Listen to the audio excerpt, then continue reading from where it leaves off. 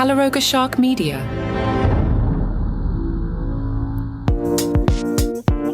Hello again, I'm Johnny Mac with 5 good news stories. Hey, if you're going to walk along a frozen lake, bring your dog. An elderly man was rescued from the icy waters of a Michigan lake with the help of his dog. In a news release, Michigan State Police said authorities responded to a 911 call for a 65-year-old man. He had fallen through the ice. When he fell, Ruby the dog was with him.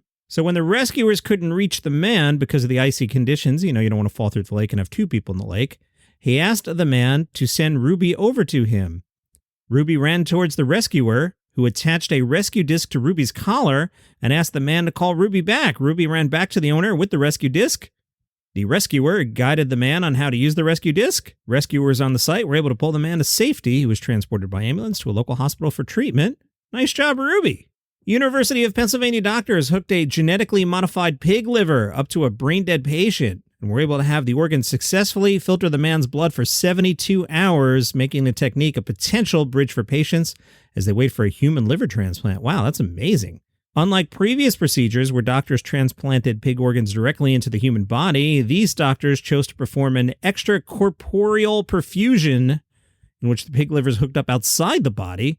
Doctors had the pig liver stored in a mini fridge-sized device that is usually used to keep human organs alive and perfused with blood for eventual transplant to a patient. They then hooked up the pig liver device to the brain-dead patient and were able to have the contraption filter blood successfully with no sign of inflammation in the pig organ. In a statement, one of the surgeons said, "Anytime a patient dies while waiting for a transplant, it's a tragedy. And we're always working to develop new ways to extend their lives." Great job there. A new app can reduce the impact of tinnitus. You know, tinnitus, that's that like ringing sound or buzzing you get in your ears. A lot of us have it. There's no cure. There are some ways to manage tinnitus, including cognitive behavioral therapy. That helps people reduce their emotional connection to the sound, allowing the brain to learn to tune it out. However, that can be expensive. So 28 people did a study. 14 were asked to use this new app's virtual coach for 10 minutes a day for 8 weeks. The other 14 were given similar instructions with 4 half-hour video calls with an actual psychologist. The results reveal that 6 participants given the app alone and 9 who were also given video calls showed a clinically significant decrease in the distress caused by tinnitus. Good news if you're a cat stuck in a tree. Professional tree climber Stephen Murrow is rescuing cats. He started doing this a few years ago when friends told him about a cat that was stuck in the tree. Now, this isn't totally random. Stephen owns a tree service. He said, "I've always been an animal lover. I've always been an advocate for helping others when you can, so I jumped on the opportunity to help." He's been offering his cat tree rescuing service free of charge since 2023. He alone has rescued 39 cats. Take that, Superman. And good news if you like pasta. The Washington Post tells us even if you're watching carbs, pasta can be a healthy dish if you take certain steps. They remind us pasta is quick to cook, handy to keep in the pantry, and an easy solution for the times when you're just not sure what to make for dinner. But because pasta is high in carbs, some people think it's bad for your weight and your health, and it doesn't have to be.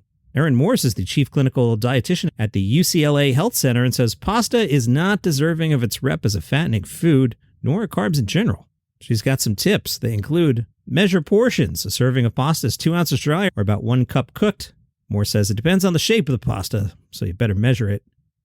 If you're eyeballing it, a cup of cooked pasta is roughly the size of a baseball.